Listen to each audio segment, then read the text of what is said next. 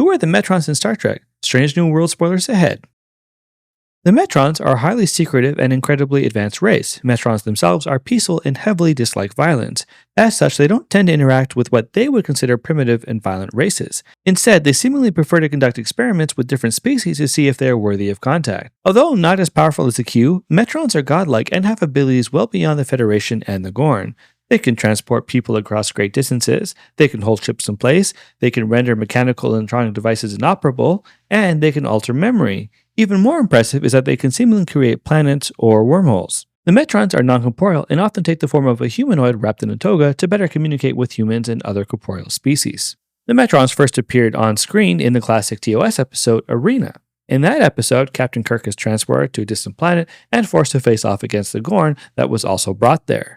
After a lot of hokey fisticuffs, Kirk creates a makeshift explosion and spares the Gorn's life. Impressed, the Metrons say that there is hope for Kirk and humanity, suggesting that they might make contact in several thousand years or so. The Metrons appeared again in the recent episode of Strange New Worlds, although that episode is set about 6 years before Arena. In the episode, Lieutenant Ortegas is stranded on a planet and forced to work with a stranded Gorn. At the end of the episode, the situation is revealed to be another, but technically first, Metron experiment. Outside of their on-screen appearances, the Metrons appear in the limited comic series, The Q Conflict. In that story, the Metrons sit on a council with the Q and other godlike species, such as the Organians. The Metrons appear only twice on screen, so it's no surprise that you might ask,